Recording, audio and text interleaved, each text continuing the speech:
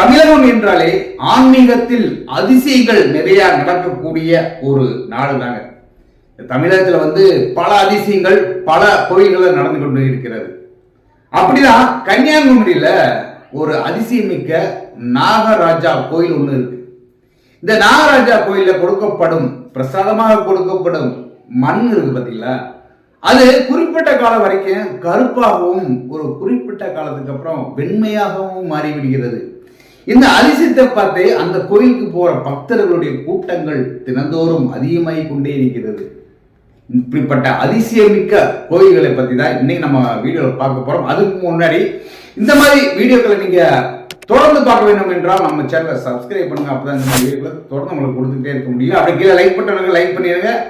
அப்படியே நீங்க சொல்ல வேண்டிய கருத்து மறக்காம கீழே கமெண்ட் பாக்ஸ்ல சொல்லிருங்க. இன்னைக்கு நம் தமிழகத்தில் இருக்கும் பாம்பு கோயில் என்று அழைக்கப்படும் நாகராஜா கோயிலை பத்தி பார்த்துருவோம். கன்னியாகுமரி மாவட்டம் நாகர்கோவில் தான் இந்த நாகராஜா கோயில் அமைந்திருக்கு.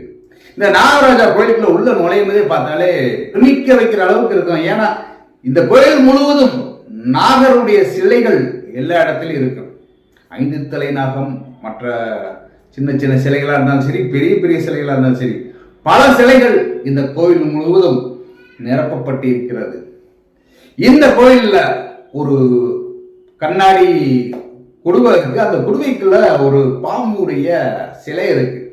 இந்த சிலையை சுத்தி பாம்பு சட்டைகள் நிறைய கிடக்கு. ஒரிஜினல் சட்டை, இந்த பாம்பு உரிச்சு போடுது பாத்தீங்களா, அந்த உரிச்சு போற சட்டைகள் ஃபுல்லா அந்த பெட்டி ஃபுல்லா இருக்கு. ஏன் இந்த பெட்டிக்குள்ள ஃபுல்லா இவ்வளவு சட்டைகள் இருக்கு அப்படின்னா, இங்க இருப்பவர்கள் நம்பக்கூடியது என்னன்னா, இரவு நேரங்களில் பாம்புகள் இந்த பெட்டிக்குள்ள இறங்கி தன்னுடைய உடம்புல இருக்கிற அந்த சட்டையை உரித்து விட்டு சென்று விடும் அப்படி சொல்லி இங்க இருக்கிற பக்தர்கள் நம்பிக்கொண்டிருக்காங்க. இந்த கோயில் மூலஸ்தானம் அப்படிங்கிற ஒரு விஷயம் இருக்கு. எல்லா கோயிலும் மூலஸ்தானம் அப்படின்னு பார்த்தா கோபுரத்திற்கும் நடுவுல அமைந்திருக்கும் உச்சி கோபுரம் பார்த்தீங்களா, உச்சி கோபுரத்துக்கு நேர கருவறை அமைச்சிருப்பாங்க. கட்டடத்தினால இருட்டறையில் அமைச்சிருப்பாங்க. ஆனா இங்க இருக்கிற நாகராஜா கோயிலில் இருக்கும் நாகருடைய மூலஸ்தானம் அப்படிங்கிறது கூரையால் மேயப்பட்டு இருக்கிறது. சிம்பிளாக எளிமையாக அந்த கூரையில மேய்ஞ்சிருக்காங்க பாத்தீங்களா. இது வருடம் கூரையை மாத்தி கொண்டே இருப்பாங்க. அதாவது ஆடி மாதம் இந்த கூரை புதுப்பிக்கப்படும். சரி, இந்த கூரையை மேய்கிறது யாரு அப்படின்னு பார்த்தா வெளியாளுகள் யாரும் இந்த கூரையை மேய மாட்டாங்க.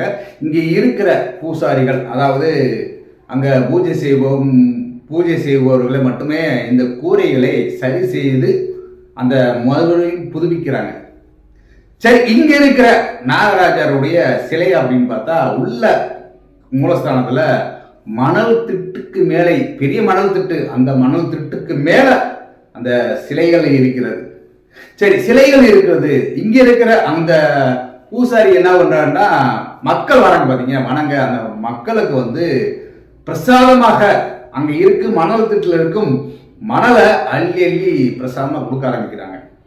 அப்படி கொடுக்கும்போது சில மாதங்கள் அந்த மணல் என்ன பண்ணுதுன்னா கருப்பு நிறமாக வருது. சரி, கருப்பு நிறமா பூசிக்கிருக்காங்க. சில நாட்களுக்கு பிறகு பார்த்தா திடீர்னு அதே மணல் வெண்மை நிறமாக மாறி விடுகிறது. எப்படி மாறுது, ஏன் மாறுது அப்படிங்கிறது தான் இங்க இருக்கிற அதிசயம். இதனாலேயே இங்க வரும் நிறைய பக்தர்கள் அந்த மணலை கருப்பு நிறத்தையும் வெண்மை நிறத்தையும் வாங்கி கொண்டு செல்வதற்காக தினந்தோறும் நிறைய பேர் கொண்டு இருக்கிறாங்க. சரி, இந்த கோயில் என்ன விசேஷம் அப்படின்னா, நாகதோஷம் இருப்பவர்கள் இந்த கோயில் போகலாம். நாகதோஷம் இருப்பவர்கள் இந்த கோயில போய் வழிபட்டு கொண்டு வந்தால் அவங்களுக்கு இருக்கிற நாகதோஷம் விளக்கப்படும். இதுல இன்னொரு அதிசயம் என்ன தெரியுமா, தமிழகத்திலே நாகருக்காக கட்டப்பட்ட ஒரு பெரிய கோயில் அப்படின்னா இந்த நாகராஜா கோயில் தாங்க. நாகர்கோவில் அமைக்கப்பட்டிருக்கிறது. அந்த பேரை பார்த்தீங்களா, நாகர் கோவில். அந்த நாகர் கோவில் இந்த நாகராஜா கோயில் தமிழகத்திலே ஒரு பெரிய பிரம்மாண்டமான கோயிலாக அமைந்திருக்கிறது.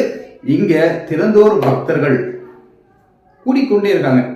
இதை பத்தி நீங்க என்ன நினைக்கிறீங்கன்னு சொல்லி கமெண்ட் பாக்ஸ்ல மறக்காம சொல்லுங்க.